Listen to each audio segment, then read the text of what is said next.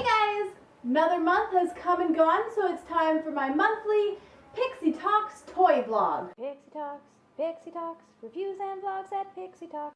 This month's going to be a little bit different.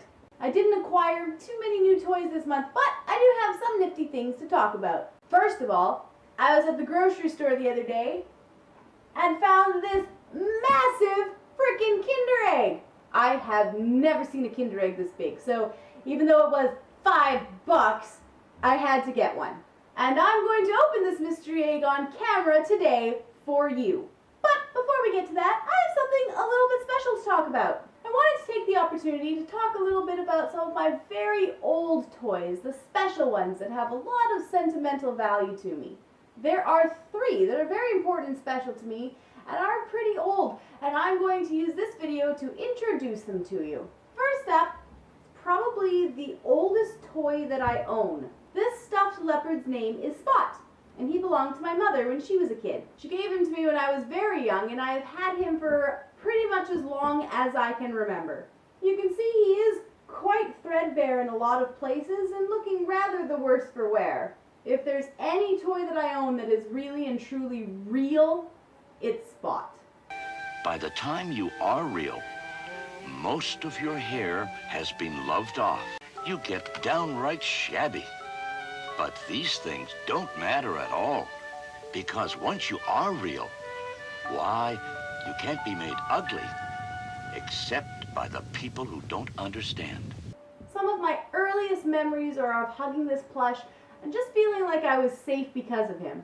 He gives me a warm, fuzzy feeling, and I just love that I still have him. He's in pretty rough shape, so I probably won't be able to pass him down to my kids like I had hoped when I was a kid, but he has certainly seen his fair share of love.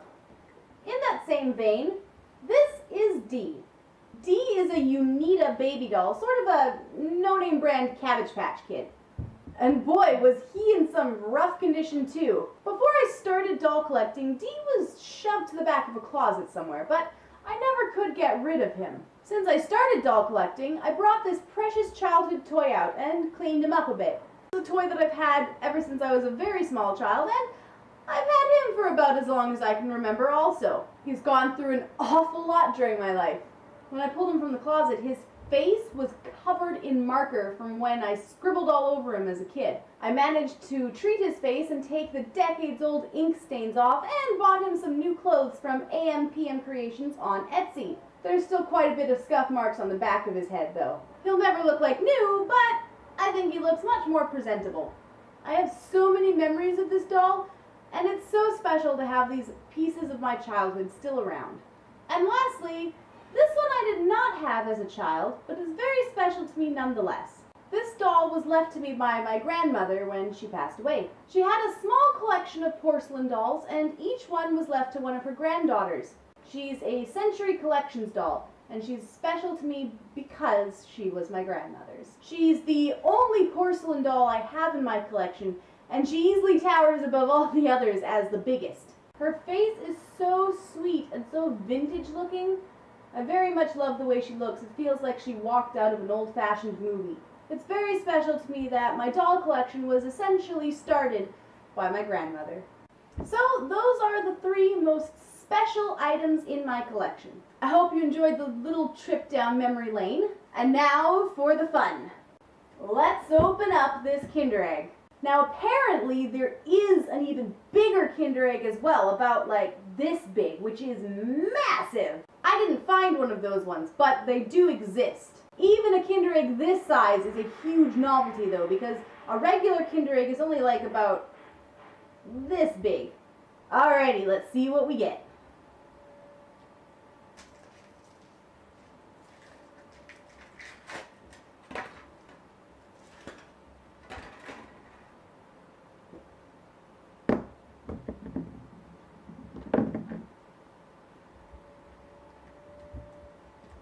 This is huge!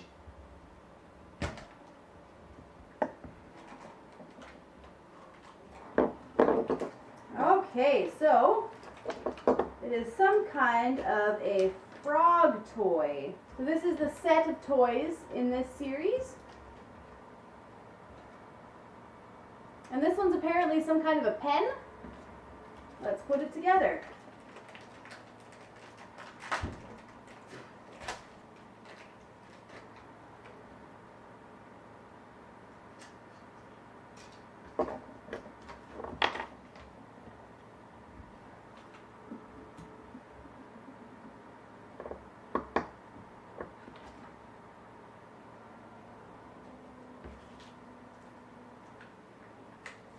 So, these are supposed to be cards that you draw on,